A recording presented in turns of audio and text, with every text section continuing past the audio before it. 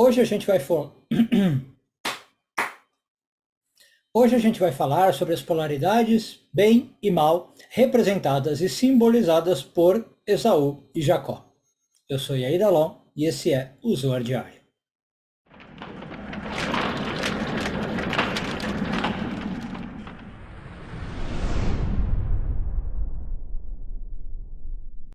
Essa semana encerramos a leitura da porção de Tordot, hoje focando nos parágrafos de 73 a 75 do Zohar, oitavo ano de leitura.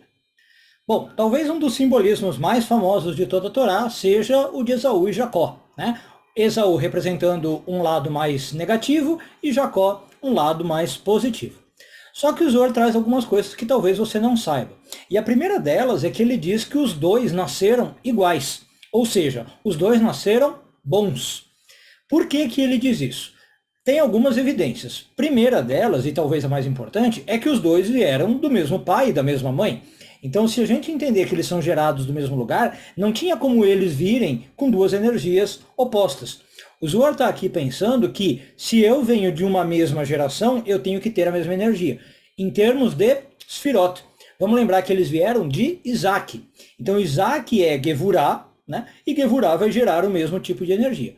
Por outro lado, né, a gente sabe que onde tem dois rabinos, dois judeus, dois cabalistas, tem três opiniões. Vem outro sábio do Zohar e diz o seguinte: não, mas nada impede que uma energia gere duas opostas, ou uma energia gere o oposto dela.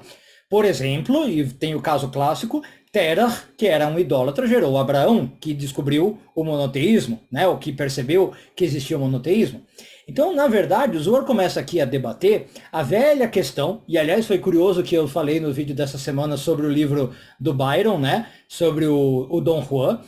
O Zohar está debatendo se nós nascemos com uma índole, já desde o começo, e depois a gente é assim, ou se a gente nasce com uma índole e depois essa índole pode ser mudada. E uma segunda pergunta é se essa índole tem influência dos nossos pais ou não, se a gente vem com outra energia. Bom, e aí não é uma resposta necessariamente fácil de se decidir. Aliás, você pode deixar a sua opinião aqui no comentário, né? O que você acha sobre essas questões? Nós nascemos bons e a sociedade nos corrompe, essa é uma visão do Zohar, né? Ou não, nós já nascemos mais inclinados para o bem, mais inclinados para o mal, e dá para a gente mudar, mas a gente já nasce assim. Bom, a visão que o Zohar está trazendo neste parágrafo específico é que os dois nasceram mais ou menos igual e depois eles desviaram do caminho, como eu estava falando. Tá? E aí, em especial, por que que isso aparece? Porque a gente vê que depois a Torá descreve que Esaú se tornou um caçador e Jacó, um homem pacífico que habitava em tendas.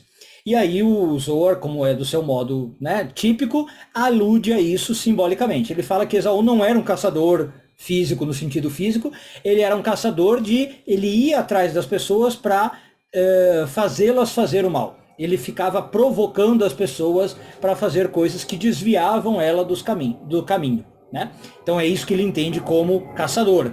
Fazia as pessoas fazerem o mal. E Jacó é uma pessoa mais pacífica, que ficava em tendas, e aí o que o Zohar entende? Ficava em tendas tentando conectar com o divino. A tenda sempre representa na Kabbalah essa conexão com o divino. Inclusive, por isso a gente tem uma festa no judaísmo que é a das tendas, né? A festa de Sukkot. Bom, e aí o Zohar termina dizendo o seguinte, que a gente tem que particularmente tomar cuidado com pessoas como Esaú, que tem essa índole chamada caçadora aqui. Repito, não tem a ver com caçador no literal. O Zohar diz que algumas pessoas são caçadoras no sentido, elas ficam provocando a gente de propósito para fazer a gente fazer coisas erradas. Então, são pessoas que, sei lá, por prazer, por diversão, querem que a gente desconecte da luz. Né? Talvez elas tenham alguma coisa não resolvida na vida delas e elas querem que a gente também ganhe essa desconexão. E aí, o Zohar diz que, olha, essas pessoas podem ser tão habilidosas que elas conseguem fazer grandes pessoas perderem a conexão.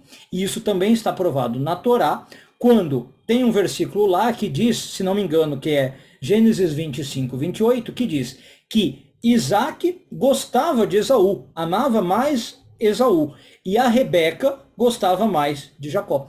O que isso significa? O Isaac caiu nas lábias do Esaú. Né? Então, Isaac era um patriarca, um indivíduo todo espiritualizado, e ainda assim ele caía nas lábias do Esaú. E realmente a palavra é lábia, porque tem várias associações que o Zohar faz e diz que o que Esaú tinha de poderoso era a palavra. Ele conseguia caçar as pessoas, como a gente está falando, com a palavra. Ele chegava nas pessoas e tinha todo um discurso ali sedutor e malemolente, e ele convencia as pessoas a fazerem as coisas erradas, como a gente disse. Então você podia estar super certo do que você estava fazendo, você podia estar com a consciência tranquila, feliz com o seu caminho. Se você conversasse com Esaú, ele te convencia do contrário. Sabe aquele cara que consegue te vender água no meio da piscina? Ele é mais ou menos esse tipo de cara. Ele é tão habilidoso com as palavras que ele te convence de qualquer coisa. E chegou a convencer Isaac. Então Isaac chega a ter ali momentos de desconexão, né, por causa do seu filho Esaú. Então, no fim das contas, o Zohar nem deixa muito a resposta se nós nascemos com uma natureza ou se a gente se converte. Repito, quero saber a opinião de vocês aqui, qual é a opinião, mas ele diz que, inevitavelmente, a gente vai encontrar na vida pessoas do tipo Esaú, pessoas que são muito habilidosas com a fala e desviam a gente do caminho. Com essas pessoas, nós temos que ter bastante cuidado, porque elas estão desconectadas e podem nos causar desconexão. Um bom dia a todos e tudo de bom.